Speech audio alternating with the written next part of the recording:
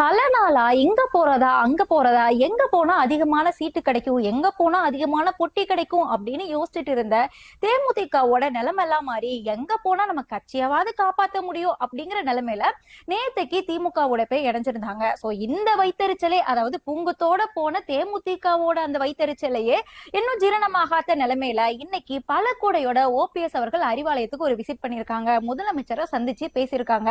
அப்போ ஓபிஎஸும் திமுகவோட இணைய போறாரா அப்படிங்கிற மிகப்பெரிய கேள்வி ஒண்ணு உருவாக்கி இருக்கு. இதுக்கான பதில் என்ன அப்படிங்கறத நாளைக்கே தெரிய வரலாம் வாய்ப்பு இருக்கு. சோ இப்ப இங்க என்ன கேள்வி அப்படின்னா, தேமுதிகவுக்கு 6+1, அதாவது 6 எம்எல்ஏ சீட்டு, ஒரு ராஜ்யசபா சீட்டு அப்படின்னு டீலிங் பேசியிருக்கிறதா ஒரு தகவல் வந்து வெளியாக இருக்கு. அப்படி இருக்கும் போது ஓபிஎஸ் அவர்கள் திமுகவோட சேர்ந்தாரு அப்படின்னா ஓபிஎஸ்க்கு எத்தனை சீட்டு கொடுக்கப்படும் அப்படிங்கிற கேள்வியை தாண்டி என்ன பதவி கொடுக்கப்படும் அப்படிங்கிற கேள்வி வந்து வருது. ஏன்னா அம்மையார் ஜெயலலிதாவால இவர்தான்ப்பா முதலமைச்சர் அப்படின்னு சொல்லி கை காட்டினவர் தான் ஓபிஎஸ். அப்படி இருக்கும்போது அட்லீஸ்ட் துணை முதலமைச்சர் பதவியாவது ஓபிஎஸ்க்கு கொடுக்க வேண்டாமா அப்படிங்கிற ஒரு கேள்வி வரும். நியாயமான கேள்விதான்.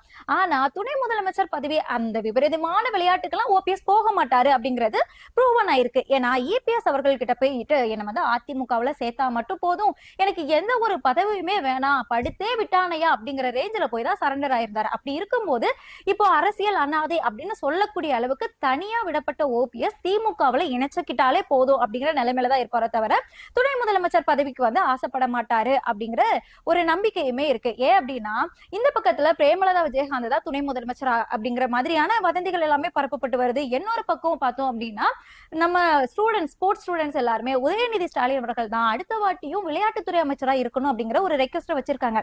அந்த ரெக்வஸ்ட் அக்செப்ட் பண்ணி உதயநிதி ஸ்டாலினே அடுத்த வாட்டியும் விளையாட்டுத்துறை அமைச்சராகவே இருக்கப்படலாம், துணை முதலமைச்சர் பதவி வந்து ஓபிஎஸ்க்கு கொடுக்கப்படலாம் அப்படின்னு சொல்லிட்டு யாருமே தவறான கணக்கு போட வேண்டாம். அந்த விபரீதமான விளையாட்டுக்கு வந்து ஓபிஎஸ் அவர்கள் செல்ல மாட்டாங்க. ஏன்னா ஏற்கனவே ஓபிஎஸ் கூட இருந்த மனோஜ் பாண்டியனும் வைத்தியலிங்கமும் திமுகவுல போய் இணைஞ்சிட்டாங்க. அதை தாண்டி கூட இருந்த பண்ருட்டி ராமச்சந்திரனுமே வந்து நான் தனியா ஒரு கட்சியே ஆரம்பிக்கிறேன் அப்படின்னு சொல்லிட்டு எம்ஜிஆர் அதிமுக அப்படிங்கிற ஒரு புது கட்சியை வந்து ஆரம்பிச்சிருந்தாங்க. சோ அந்த ஷாக்ல இருந்தே ஓபிஎஸ் வந்து வெளியே வராம இருப்பாரு. அதை தாண்டி இபிஎஸ் கிட்ட போய் கெஞ்சி கூத்தாடி இபிஎஸ்மே சேர்த்துக்கல. சரி பாஜகவாவது நமக்கு ஏதாவது உதவி பண்ணும் அப்படின்னு பார்த்தாரு. பாஜகவும் கையை விரிச்சிருச்சு. கடைசியில திமுக மட்டும்தான் இப்போ கை கொடுக்கறதுக்கு ஒரே ஒரு ஆப்ஷனா இருக்கு. சோ அந்த ஆப்ஷனை கெடுத்துக்கிறதுக்கு ஓபிஎஸ் ரெடியாக மாட்டாரு அப்படிங்கறது அரசியல் வட்டாரங்கள்ல ஒரு பேச்சு. ஓபிஎஸ் வந்து இப்ப பல கூட தானப்பா கொடுத்தாரு, அதுக்காக திமுகவுல போய் சேர போறாரா அப்படிங்கிற கேள்வி நீங்க கேட்கலாம். ஏன்னா இதுக்கு முன்னாடியே திருமாவளவன், சீமா, கனிமொழி எல்லாருமே சேர்ந்து ஒரு செல்ஃபி எடுத்திருந்திருப்பாங்க. சோ அவங்க செல்ஃபி எடுத்தாங்க அப்படின்னா எல்லாரும் ஒரே கூட்டணி ஆயிருவாங்களா? இவர் வந்து பல கூட கொடுத்து சந்திச்சாரு, ஒரு மரியாதை நிமித்தமா சந்திச்சாரு அப்படின்னா திமுகவோட கூட்டணியில வந்துருவாங்களா அப்படின்னு கேட்கலாம். ஆனா அடுத்தடுத்து திமுக பல ஹிண்ட் வந்து கொடுத்துக்கிட்டே தான் இருக்கிறாங்க. என்ன அப்படின்னா நேற்றுக்கு சட்டசபையில கூட இபிஎஸ்க்கு ஓபிஎஸ் பிடிக்காது அப்படின்னு சொல்றாங்க. சோ இபிஎஸ்க்கு ஓபிஎஸ் பிடிக்காது அப்படின்னா உங்களுக்கு ஓபிஎஸ் பிடிக்குமா? ஓபிஎஸ்மே தொடர்ந்து திமுகவுக்கு ஆதரவான பல கருத்துக்களை வந்து தெரிவிச்சுட்டே தான் இருக்கிறாரு. அதை தாண்டி நேற்று சட்டசபையிலேயே இந்த ஓபிஎஸ் அப்படிங்கிற வார்த்தையை வந்து பயன்படுத்திருப்பாங்க. இது ஒரு நக்கலான ஒரு ஹிண்டாவும் நம்ம எடுத்துக்கலாம். ஆக்சுவலா அங்க சொன்ன ஓபிஎஸ் அப்படிங்கிறது ஓல்டு பென்ஷன் ஸ்கீம் தான்.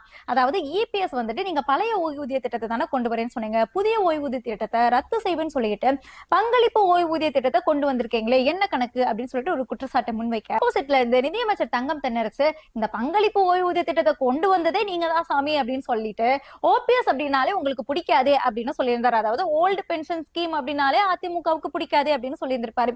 ஆனா நம்ம இதை வந்து ஓபிஎஸ் அப்படின்னு சொல்லி லிங்க் பண்ணி பார்க்கலாம். ஏன்னா நடந்துட்டு இருக்கக்கூடிய விஷயங்கள் எல்லாமே அப்படிதான் இருக்கு. எது எப்படியோ இப்போ ஓபிஎஸ் திமுகவோட இணையறாரு அப்படின்னா அவர் எந்த கட்சி சார்பா போட்டியிடுவாரு? ஆல்ரெடி அவர்கிட்ட ஒரு கழகம் இருக்கு, அண்ணா திராவிட முன்னேற்ற தொண்டர்கள் உரிமை மீட்பு கழகம் அப்படின்னு சொல்லிட்டு அந்த கழகம் சார்பா சுயேட்சையா போட்டியிடுவாரா, இல்ல அப்படின்னா திமுகவோட உதயசூரியன் சின்னத்துல போட்டியிடுவாரா அப்படிங்கறத உங்களுக்கு என்ன தோணுது அப்படின்னு கமெண்ட்ல சொல்லுங்க.